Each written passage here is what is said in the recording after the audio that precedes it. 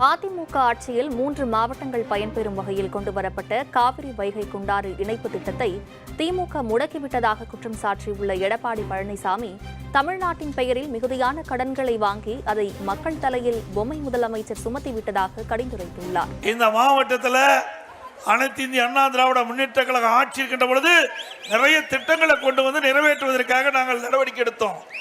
உதாரணத்திற்கு காவிரி குண்டாறு திட்டத்தை கொண்டாடுவதற்கு நான் நடவடிக்கை எடுத்தேன். காவிரி குண்டாறு திட்டம் 14,400 கோடி முழுக்க முழுக்க மாநில அரசாங்கத்துடைய நிதியிலிருந்து நிதி ஒதுக்கீடு செய்யப்பட்டு அந்த திட்டத்தை அதிமுக ஆட்சி இருக்கின்ற காலகட்டத்தில் அடிக்கல் நாட்டப்பட்டு பணி துவங்கப்பட்டது.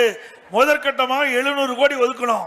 இந்த திட்டத்தை வேண்டுமென்றே திட்டமிட்டு அனைத்து இந்திய அண்ணா திராவிட முன்னேற்ற கழக ஆட்சியிலே கொண்டு வரப்பட்ட திட்டம் என்ற ஒரே காரணத்திற்காக அரசியல் காழ்ப்புணர்ச்சியோடு இந்த காவிரி குண்டாறு திட்டத்தை திராவிட முன்னேற்ற கழக அரசு முடக்கி வைத்திருக்கின்றது.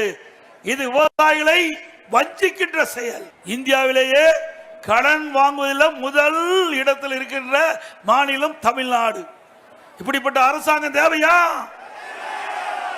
எல்லாம் உங்களெல்லாம் கடன்காரன் ஆயிட்டாங்க. நீங்க என்னமோ நினைச்சிட்டு இருக்கிறீங்க ஸ்டாலின் வாங்கிட்டு போயிடுவாருன்னு.